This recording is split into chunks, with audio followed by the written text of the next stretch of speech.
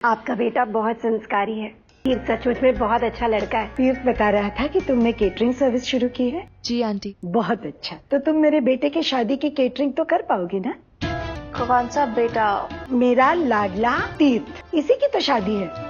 नमस्कार दोस्तों, स्वागत है आपका हमारे चैनल पर। आज हम बात करने वाले हैं सुमन इंदौरी सीरियल की, जहां पर हमें हाई वोल्टेज ड्रामा देखने को मिल रहा है। जी हां दोस्तों, हम कहानी में देख सकते हैं कि किस तरीके से इस बार सुमन के दिमाग में एक बेहद बड़ा नया आइडिया आया है। और आपको बता दूं कि कहानी में हम देखने वाले हैं कि इस बार हमारी सुमन मैडम जो है एक नया काम शुरू करने वाली हैं, वो भी केटरिंग का। जी हाँ, हम देखने वाले हैं कि किस तरीके से वो अपनी जिंदगी में एक नया बिजनेस शुरू करने वाली है, अपनी जिंदगी को एक नई शुरुआत देने वाली है। लेकिन इस बार हमारी तुम्हारे हाथ के बने खाने की इतनी तारीफ कर रहा था, इसीलिए तो मैं और गुरुराज तुम्हें मिलने के लिए यहाँ आए। ऋषि, अपने नेताजी को बधाई नहीं दोगे क्या? कंग्रेचुलेशंस। Thank you. माफ कीजिएगा आंटी, पर मैं सच में नहीं कर पाऊंगी। और वैसे भी आप लोग तो इतने अमीर हैं, इस शहर को छोड़िए, इस देश की सबसे बेस्ट केटरिंग सर्विस से खाना बनवा सकते हैं, तो फिर मैं ही क्यों? सुमन के रास्ते की सबसे बड़ी कांटा बनते हुए दिखाई देगी देविका। जी हाँ, हमारी देविका मैडम ने ठान लिया है कि वो सुमन की जिंदगी में कुछ भी अच्छा नहीं होने देगी, ना ही उसका बिजनेस चलने देगी और ना ही उसे सुकून से जीने देगी, क्योंकि उसका बिजनेस सुमन ने बिगाड़ा था। और कहानी में हम देख सकते हैं कि किस तरीके से इस बार एक बेहद बड़ा ट्विस्ट आने वाला है, जहाँ पर हम देख सकते हैं कि किस तरीके से इस बार देविका के साथ पूर्णा बुआ ने और गुलशन ने हाथ मिला लिया है। जी हाँ, इस बार तीनों लोग मिलकर हमारी सुमन की जिंदगी को बिल्कुल बर्बाद करते हुए दिखाई देंगे। एक सच बात बताएंगी आंटी, आपका बेटा आपको यहाँ जबरदस्ती लाया है ना?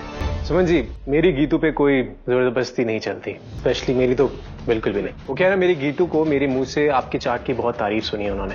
और आने वाले एपिसोड में ये देखना दिलचस्प होगा कि क्या इस बार हमेशा की तरह तीर्थ अपनी सुमन का साथ दे पाएगा या नहीं। फिलहाल एपिसोड में हमें देखने को मिल रहा है कि भाई किस तरीके से यहाँ पर तीर्थ के ऊपर एक बेहद बड़ी चुनौती आ गई है, एक बेहद बड़ी मुश्किल आ गई है। कहानी में हमें देखने को मिल रहा है कि भाई किस तरीके से यहाँ पर सभी घर वाले फिलहाल के लिए हमारे तीर्थ से बेहद गुस्सा है, क्योंकि जो कुछ भी उसने कृतिका के साथ किया वो बिल्कुल गलत है उनकी नजरों में। और कहानी में हम देख सकते हैं कि किस तरीके से कृतिका के पिताजी यहाँ पर बेहद नाराज हैं हमारे तीर्थ से, और वो सीधा सीधा धमकी दे देते हैं तीर्थ को कि वो उसका पॉलिटिकल करियर बर्बाद कर देंगे। और वो कहते हैं कि वो इस बात का खास ध्यान रखेंगे कि तीर्थ को टिकट ही ना मिले, ताकि वो जो भी सपना देख रहा है वो पूरी तरीके से बर्बाद हो जाए। और ये सब सुनने के बाद कहीं ना कहीं तीर्थ का सपना जो है वो हिल जाता है, वो डर जाता है। और कहानी में हमें देखने को मिलने वाले कि किस तरीके से इस बार सभी घर वाले हमारे तीर्थ के अगेंस्ट चले गए। सिर्फ और सिर्फ तीर्थ की माँ ही उसके सपोर्ट में है, बाकी सभी घर वाले कृतिका के और उसके फैमिली के सपोर्ट में नजर आते हैं। और कहानी में हमें देखने को मिलने वाला है कि भाई किस तरीके से इस बार